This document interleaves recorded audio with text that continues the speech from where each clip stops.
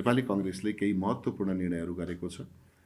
बुँदागत हिसाबले 11वटा निर्णय छ भने उपबुँदाहरू पनि थप्दाखेरि जाजरकोटको भूकम्पका घटनाहरूको विषयलाई गर्दा अलिकति प्रेस विज्ञप्ति र यो निर्णय लामो बनेको छ। त्यसैले म प्रस्तुत गर्न चाहन्छु। प्रेस विज्ञप्ति नेपाली कांग्रेस केन्द्रीय कार्य समितिको पौष 12 देखि 14 गतेसम्म सभापति श्री शेरबहादुर देउवाको सभापतित्वमा पार्टी केन्द्रीय कार्यालय बीपी स्मृति भवन बीपी नगर ललितपुरमा सञ्चालन भएको बैठक पौष 14 गते सम्पन्न भयो र बैठकले देखाएका निर्णयहरू गरेको छ। बैठकका निर्णयहरू समसामयिक विषय। नेपाल एक बहुजातीय, बहुधार्मिक, बहुभाषिक एवं बहुसांस्कृतिक मुलुक हो। नेपाली जनताले पटक पटक गरेको क्रान्ति, सङ्घर्ष र आन्दोलनका बलमा पटक पटक समय सापेक्ष राजनीतिक तथा सामाजिक परिवर्तनहरू भएका छन्। यसै गरी 62-63 को ऐतिहासिक संयुक्त जनआन्दोलनले नेपालमा ठूलो राजनीतिक एवं सामाजिक परिवर्तन ल्यायो, जसको परिणाम स्वरूप 2063 सालमा अन्तरिम संसद, अन्तरिम संविधान, पछि संविधान सभाको निर्वाचन सम्पन्न भयो। पहिलो संविधान सभाले संविधान दिन सकेन। दोस्रो संविधान सभाको निर्वाचनबाट ठूलो पार्टी बनेको नेपाली कांग्रेसको नेतृत्वको सरकारले नै सङ्घीय लोकतान्त्रिक गणतन्त्रको संविधान जारी गर्यो। नेपाली जनताको दशकौंदेखिको निरङ्कुशताको अन्त्य, लोकतन्त्रको बहाली र स्वतन्त्रता, समानता र समावेशिता र न्यायको अभिलाषाको यो संविधानले सम्बोधन गरेको छ। संविधान जारी भएको 8 वर्ष बितिसक्दा पनि संविधानले निर्दिष्ट गरेका धेरै सवालहरूमा आवश्यक कानुन निर्माण हुन नसकेकोले प्रणालीप्रति नै प्रश्न उठाउने प्रयास भइरहेका छन्। नेपाली जनताको चाहना र भावना समेटिएको यो संविधानको प्रभावकारी कार्यान्वयनले नै हाम्रा सामु देखिएका आर्थिक, सामाजिक, धार्मिक, सांस्कृतिक एवं राजनीतिक अन्योलता हटाउन सक्छ। 12 बुँदे समझदारी, बृहत शान्ति सम्झौताले निर्दिष्ट गरेको शान्ति प्रक्रियासँग सम्बन्धित बाँकी काम निष्कर्षमा पुर्याई द्वन्द्व प्रभावित व्यक्ति र परिवारलाई न्याय दिलाउन विलम्ब गर्न नहुने निष्कर्षसहित यस प्रक्रियामा संलग्न सबैसँग साझा सहमतिको लागि यो बैठक अपिल गर्दछ। समसामयिक राजनीतिमा हामीले शान्ति प्रक्रिया र निष्कर्षलाई प्राथमिकतामा राखेका छौँ। दोस्रो निर्णय। राष्ट्रिय सभाको निर्वाचनका लागि सत्तारूढ गठबन्धनमा आबद्ध दलहरूको बीचमा सहमतिका आधारमा साझा उम्मेद्वार बनाउने र नेपाली कांग्रेसले उम्मेद्वार प्रस्तुत गर्दा विधानको धारा 32 को उपधारा 9 बमोजिम प्रदेश कार्य समितिको सिफारिस भई आएका नामहरूमध्ये भौगोलिक तथा जातीय क्षेत्रीय सन्तुलन समेतलाई ध्यान दिई पार्टीमा योगदान गरेका, संसदीय क्षेत्रमा योगदान पुर्याउन सक्ने क्षमता भएका, पार्टीप्रति प्रतिबद्ध, स्वच्छ छवि भएका, हालसम्म कुनै पनि अवसर नपाएका वा विभिन्न कारणले अवसरबाट वञ्चित भएका योग्य तथा लोकप्रिय व्यक्तिलाई प्राथमिकता दिइनेछ। निर्णय 3। 2080 मङ्सिर 29 गते बसेको कार्यसम्पादन समितिको बैठकद्वारा 2080 फागुन 7 देखि 10 गते गर्ने भनी निर्णय गरिएको महासमितिको बैठकको मिति परिमार्जनलाई अनुमोदन गर्ने। निर्णय 4। नेपाली कांग्रेसका तर्फबाट सरकारमा सहभागी मन्त्रीहरूद्वारा यो अवधिमा सम्पादित भूमिका एवं कार्यहरूबारे बैठकलाई जानकारी गराउने काम भयो, जसमा विगतमा सङ्कटग्रस्त देखिएको मुलुकको आर्थिक क्षेत्रमा बिस्तारै सुधारका सङ्केतहरू देखिन थालेको, बैंकिङ प्रणालीमा तरलताको मात्रा बढेसँगै कर्जाको ब्याज दर क्रमशः घट्दै गएको, कर्जा प्रवाहमा वृद्धिसँगै घर जग्गाको कारोबारमा पनि वृद्धि भएकोले आर्थिक क्षेत्रमा सकारात्मक सङ्केतहरू देखिन थालेको छ। यस अवधिमा नेपालको परराष्ट्र सम्बन्धमा उल्लेख्य प्रगति भएको छ।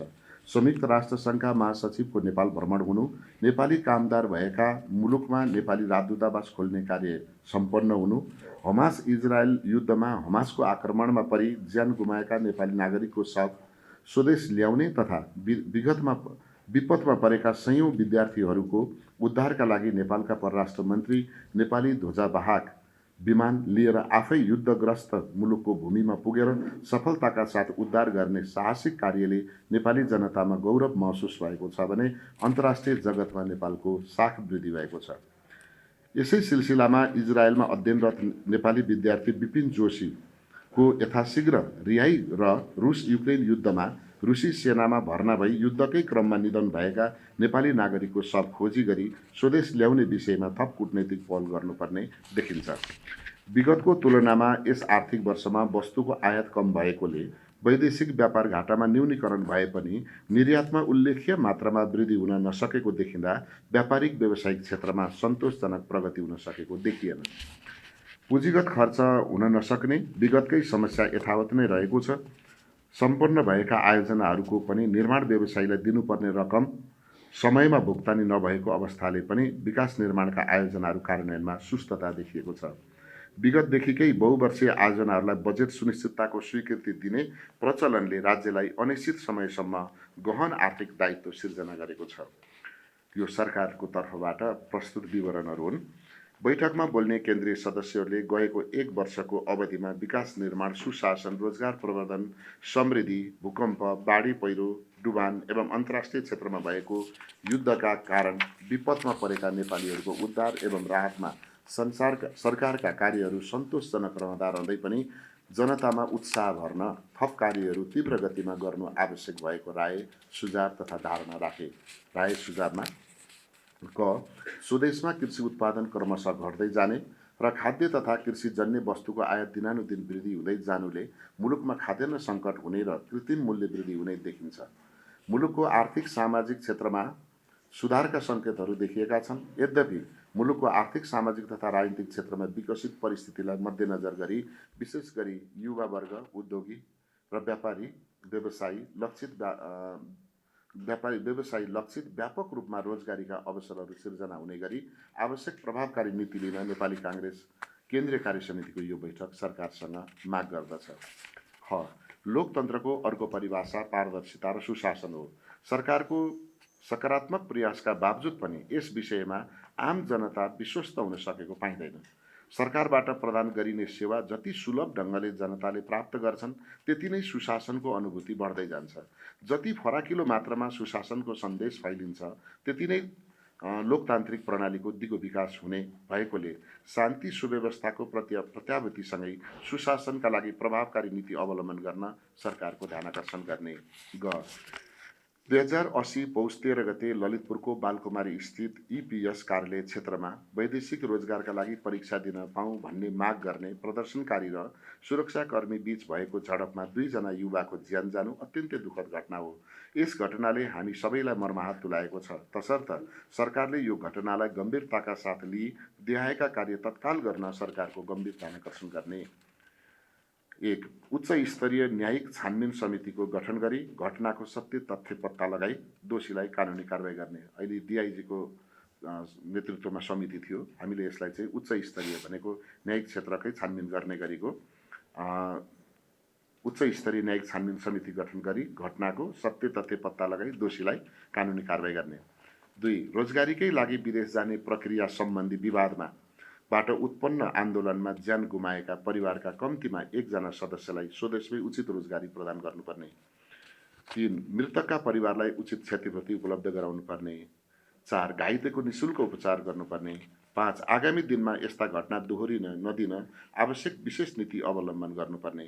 साथै मुलुकमा थप रोजगारीका अवसर सिर्जना गर्ने र वैदेशिक रोजगारलाई पनि आकर्षक पारिश्रमिक भएका मुलुकसँग श्रम सम्झौता गरी समग्र रोजगारीको क्षेत्र विस्तार गर्न सके युवा जगतमा देखिएको बेरोजगारी समस्या समाधान भई युवा पुस्तामा व्याप्त निराशा क्रमशः हट्दै जाने हुनाले यसका लागि सरकारले वैदेशिक रोजगारीमा जाने नेपालीलाई स्वदेश र विदेशमा सरकारबाट प्रवाह गरिने सेवा सरल र पारदर्शी बनाई सहजीकरण गर्न प्रभावकारी उपाय अवलम्बन गर्नुपर्ने।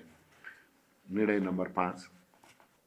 सामान्य ज्याला मजदुरी, खेतीपाती तथा श्रम तथा व्यापार व्यवसाय गर्ने न्यून आय भएका व्यक्ति वा परिवारले कमाएको केही रकम बचत गरौँ भनी सहकारीमा जम्मा गरेको रकम केही सहकारीका सञ्चालकले मनोमानी ढङ्गबाट सहकारी कानुन विपरीत आफू खुसी कारोबार गर्ने तथा आर्थिक अनियमितता र अपचलन गरी बचतकर्ताको रकम हिनामिना गर्ने गरेका समस्या देशव्यापी रूपमा फैलिएको र यसले सर्वसाधारण नागरिकहरूलाई अत्यन्तै अप्ठ्यारो पारेको छ। कतिपय सहकारीसँग कारोबार गरी पीडित भएका नागरिकहरूबाट विभिन्न ठाउँमा आन्दोलन भइरहेको घटनाबारे हाम्रो पार्टीको विगतको बैठकले नै सरकारको ध्यानाकर्षण गराइसकेको छ। यस क्षेत्रको समस्याले सर्वसाधारण जनता र साना तथा अनौपचारिक क्षेत्रमा व्यवसाय गर्ने वर्गको दैनिक जीवनमा समेत कठिन परिस्थिति सिर्जना गर्दै लगेको र सरकारप्रति नै नकारात्मक धारणा बढ्न थालिसकेकोले यस क्षेत्रको समस्या समाधान गर्न नेपाल सरकारले गठन गरेको उच्च स्तरीय संयन्त्रको प्रतिवेदन यथाशीघ्र कार्यान्वयन गर्न तथा बचतकर्ताको लगानी फिर्ता पाउने कुराको सुनिश्चितता गराउन सरकारले तत्काल प्रचलित कानुनको प्रभावकारी कार्यान्वयन गर्ने एवं विद्यमान कानुनी उल्झन हटाई पीडितलाई न्याय दिलाउने प्रभावकारी नीतिगत निर्णय लिन सरकारसँग माग गर्दछ। 6. संघीयता कार्यान्वयनसँग सम्बन्धित कानुन निर्माण सम्बन्धमा संविधान जारी भएको 8 वर्ष बितिसक्दा पनि नयाँ संविधान अनुरूप संघीयता कार्यान्वयन सम्बन्धी कानुनहरू निर्माण हुन सकेका छैनन्। संविधान कार्यान्वयन तथा प्रदेश सरकारका क्षेत्राधिकारसँग जोडिएका आवश्यक धेरै कानुनहरू अझै बन्न नसक्दा यसले तिनै तहका सरकार सञ्चालनमा असहज भएको छ भने नागरिकका मौलिक हक अधिकारहरू कार्यान्वयनमा समेत विलम्ब भइरहेका छन्। यस विषयमा प्रदेश सरकारका तर्फबाट पटक पटक सङ्घीय सरकार समक्ष आफ्ना समस्याहरू प्रस्तुत गर्दै आएको कुरालाई मध्यनजर गर्दै संविधान कार्यान्वयनसँग जोडिएका संविधान सम्मत सङ्घीय निजामती सेवा ऐन, सङ्घीय प्रहरी ऐन, विद्यालय शिक्षा ऐन जस्ता पारित हुने प्रक्रियामा रहेका कानुनहरू अविलम्ब पारित गराउन यो बैठक सरकारसँग माग गर्दछ। 7. समुदायमा काङ्ग्रेस अभियानको कार्ययोजना सम्बन्धमा नेपाली काङ्ग्रेस केन्द्रीय कार्यसमितिको 2080 साउन 4 गतेको बैठकबाट पारित वार्षिक कार्ययोजना अनुरूप कार्तिक महिनामा सञ्चालन गर्ने भनी तय भएको समुदायमा काङ्ग्रेस अभियान विविध कारणले समयमै सम्पन्न हुन नसकेकोले 2080 माघ 7 देखि 22 गतेसम्म केन्द्रीय प्रतिनिधि खटाई सम्पन्न गर्ने। निर्णय नम्बर 8. पार्टीका देय बमोजिमका भातृ सङ्घका तदर्थ समितिको विधान बमोजिम अवधि समाप्त भएकोले 6 महिनाभित्र अधिवेशन सम्पन्न गर्ने गरी कार्य अवधि थप गर्ने। क. नेपाल विद्यार्थी सङ्घ, ख. नेपाल तरुण दल, ग. नेपाल महिला सङ्घ, घ. नेपाल किसान महासङ्घ, ङ. नेपाल लोकतान्त्रिक आदिवासी जनजाति महासङ्घ, च. नेपाल लोकतान्त्रिक खेलकुद सङ्घ। एउटा 6वटा भातृ सङ्घ तदर्थ समिति बनेको छ, तर उनीहरूको म्याद समाप्त भएकोले 6 महिनाभित्र अधिवेशन गर्ने शर्तमा सशर्त उहाँहरूको 6 महिना म्याद थप गरिएको छ। निर्णय नम्बर 9. नेपाली काङ्ग्रेसको तर्फबाट निर्वाचित जनप्रतिनिधिको काम कारबाहीलाई थप प्रभावकारी बनाउन आवश्यक समन्वय गर्न केन्द्रीय कार्यसमितिले एक केन्द्रीय संयन्त्र गठन गर्ने। 10. नेपाली काङ्ग्रेसका संस्थापक नेता जननायक बीपी कोइरालाले विक्रम सम्वत 2033 साल पौष 16 गते राष्ट्रिय एकता तथा मेलमिलापको नीति लिई स्वदेश फर्कनु भएको दिनलाई नेपाली काङ्ग्रेसले राष्ट्रिय एकता तथा मेलमिलाप दिवसको रूपमा हरेक वर्ष मनाउँदै आएको कुरा विदितै छ। यस वर्ष नेपाली काङ्ग्रेसको आयोजनामा लोकतन्त्र प्राप्तिका लागि पटक पटक आन्दोलनमा योगदान गरेका तथा वृहत शान्ति सम्झौताका पक्षधर विभिन्न राष्ट्रिय राजनीतिक दलका शीर्ष नेताहरूको विशिष्ट आतिथ्यतामा 48औं राष्ट्रिय एकता तथा मेलमिलाप दिवस पौष 16 गते दिउँसो 1 बजे काठमाडौँको नेपाल प्रज्ञा प्रतिष्ठानको हल कमलादीमा भव्यताका साथ सम्पन्न गर्ने भनेको भोलि 16 गते नै हामी यो कार्यक्रम गर्दैछौँ। निर्णय नम्बर 11. जाजरकोट भूकम्प पश्चात बलियो र दरिलो पुनर्निर्माण कसरी गर्ने भन्ने सम्बन्धमा छ। भूकम्पका दृष्टिकोणले जोखिमयुक्त मानिने नेपालमा 90 वर्ष यता मात्रै विक्रम सम्वत 1990, 2045 र 2072 तीनवटा शक्तिशाली भूकम्प गइसकेका छन्। विशेष गरी करिब 5 वर्षदेखि ठूलो भूकम्प नगएको गोर्खादेखि पश्चिम क्षेत्रलाई भूकम्पविदहरूले बढी जोखिमयुक्त मान्दै आएका छन्। भूकम्पको पूर्वानुमान गर्न सक्ने प्रविधि विकास पनि भइसकेको छैन। त्यसैले भूकम्प गइहाले जति सक्दो कम मानवीय र भौतिक क्षति होस् भनेर पूर्व तयारी र सतर्कताका साथ जोड दिइन्छ। प्राय मानव निर्मित संरचनाकै कारण भूकम्पमा बढी क्षति हुन्छ, तर हामी कहाँ भूकम्प लगतै गम्भीर चिन्ता गर्ने, बहस गर्ने तर बिस्तारै बिर्सदै जाने प्रवृत्ति छ। सरकारले भूकम्प प्रतिरोधात्मक भौतिक संरचना बनाउन, सिप र प्रविधिको व्यापक विकास गरी प्रयोग गर्नका लागि उत्प्रेरित गर्न र भूकम्प पश्चात सुरक्षित रहने बारे सचेतना अभियान पर्याप्त मात्रामा चलाउने कार्य गर्न धेरै बाँकी छ। भूकम्पीय जोखिममा रहेका भौतिक संरचनाहरूलाई भूकम्प प्रतिरोधी बनाएर विपद जोखिम न्यूनीकरण गर्न अति आवश्यक छ। त्यसैले राज्यका तीनै तहका सरकारको समन्वयमा आवश्यक नीति तथा कार्यक्रमहरू तर्जुमा गरी भूकम्प प्रतिरोधी भौतिक संरचनाहरू निर्माण गर्नुपर्ने तत्काल आवश्यकता छ। हामी सबै मिलेर बलियो र दरिलो नेपाल निर्माण गर्नका लागि नेपाली काङ्ग्रेसले नेपाल सरकार तथा अन्य सम्पूर्ण सरकारवालासँग निम्न कार्यहरू गर्न आग्रह गर्दछ। 1. जाजरकोट भूकम्पबाट क्षति भएका निजी आवास, सामाजिक भौतिक संरचनाहरू तथा आर्थिक एवं सामाजिक क्षेत्रमा भएको क्षतिको विवरण र पुनर्निर्माणको आवश्यकताको आङ्कलन गरेको प्रतिवेदन post disaster needs assessment PDNA राष्ट्रिय विपद न्यूनीकरण तथा व्यवस्थापन प्राधिकरणले यथाशीघ्र सम्पन्न गर्ने। PDNA पश्चात उपलब्ध लागतको यकिन गरी जाजरकोट भूकम्पको पुनर्निर्माणका लागि आन्तरिक तथा बाह्य क्षेत्रबाट लगानी जुटाउन आवश्यक छ। प्रधानमन्त्री वा अर्थमन्त्रीको नेतृत्वमा तत्काल पुनर्निर्माणका लागि लगानी सम्मेलन वार्षिक सुर्खेतमा नै आयोजना गरेर विभिन्न सरकारवाला, निजी क्षेत्र, वैदेशिक सङ्घ संस्था तथा विकास साझेदारहरूबाट लगानी प्रतिबद्धता लिने। 3. भूकम्प प्रतिरोधात्मक भौतिक संरचना निर्माणको लागि प्राविधिक जनशक्ति विकासमा भवन विभागसँग धेरै अनुभव भएकोले विभागको सहजीकरणमा राष्ट्रिय विपद न्यूनीकरण तथा व्यवस्थापन प्राधिकरणले तिनै तहका सरकारी निकाय CTBT र नेपालमा कार्यरत गैर सरकारी संस्थाहरूसँग समन्वय गरेर प्रभावित जिल्लाका हरेक वडामा र छिमेकी जिल्लामा पनि व्यापक रूपमा डकर्मी र सिकर्मी लगायत आवश्यक करिब 30,000 कालीगढको यथाशीघ्र तालिम सञ्चालन गर्न आग्रह गर्ने। 4. हाल जाजरकोट भूकम्पले रुकुम पश्चिम, जाजरकोट, बझाङ, बाजुरा लगायत छिमेकी जिल्लाहरूमा प्रारम्भिक अध्ययन अनुसार करिब 95,787 घरहरूमा क्षति पुगेको र करिब 80,000 जति घर पुनर्निर्माण गर्नुपर्ने भएकोले निर्माण सामग्री उत्पादनकर्ताहरूलाई प्रभावित क्षेत्रका बजारहरूमा निर्माण सामग्री सहुलियत र सहज रूपले उपलब्ध हुने वातावरण बनाउन निजी क्षेत्रसँग समन्वय गर्ने। 5. विपदको उद्धार, राहत, पुनर्स्थापना र पुनर्निर्माणमा समन्वयको अभाव र सामञ्जस्यता नदेखिएकोले तिनै तहको सरकारको र अन्य सरकारवालाहरूको स्पष्ट कार्यदिशा तय गर्ने र सोही अनुरूप समन्वय गर्ने जिम्मा प्राधिकरणलाई दिने। 6. राहत अनुदान वितरण र पुनर्निर्माणका लागि 2072 को गोर्खा भूकम्प पश्चात निर्माण गरिएका कार्यविधि र प्रक्रियालाई आवधिक गरी सो भूकम्प पछिको गतिविधिहरूलाई सिकाइको रूपमा लिएर भूकम्प प्रभावितहरूको पहिचानदेखि नै सहजकता अपनाउँदै पुनर्निर्माण कार्य अगाडि बढाउने। 7. भूकम्प प्रभावित क्षेत्रमा प्रभावित भएका विद्यालयहरूमा यथाशीघ्र अल्पकालीन भौतिक संरचनाहरूको निर्माण गरी पठन पाठनलाई निरन्तरता दिने। स्वास्थ्य केन्द्रहरू, सरकारी सेवा प्रवाह गर्ने भवनहरू, सामुदायिक भवनहरूमा हुने सबै गतिविधिहरू सुचारू हुने माहौल सिर्जना गर्ने। आवश्यक कार्ययोजना बनाई स्रोत परिचालन गरी शिक्षा, स्वास्थ्य, सरकारी सेवा लगायतका गतिविधिहरू सञ्चालन गर्न आवश्यक पर्ने भौतिक संरचनाहरू भूकम्प प्रतिरोधी र अपाङ्ग मैत्री हुने गरी सम्भव भएसम्म स्थानीय निर्माण सामग्री प्रयोग गरी निर्माण गर्ने। 8. स्थानीय स्तरमा उपलब्ध निर्माण सामग्री र स्थानीय मौलिकता तथा संस्कृति झल्किने खालका घर संरचना निर्माणमा प्रोत्साहन गर्ने। केन्द्रीय भवन विभाग तथा प्राधिकरण मार्फत स्थानीय निर्माण सामग्री प्रयोग गरेर स्थानीय कला संस्कृति परम्परा अनुसार बलियो र दरिलो भवनहरूका विभिन्न आकार र डिजाइनहरू नक्साहरू तयार गरी स्थानीय जनता र कालीगढहरूले बुझ्ने गरी सचित्र पुस्तिकाहरू बनाई प्रभावित र अन्य छिमेकी जिल्लाहरूमा यथाशीघ्र वितरण गर्ने। 9.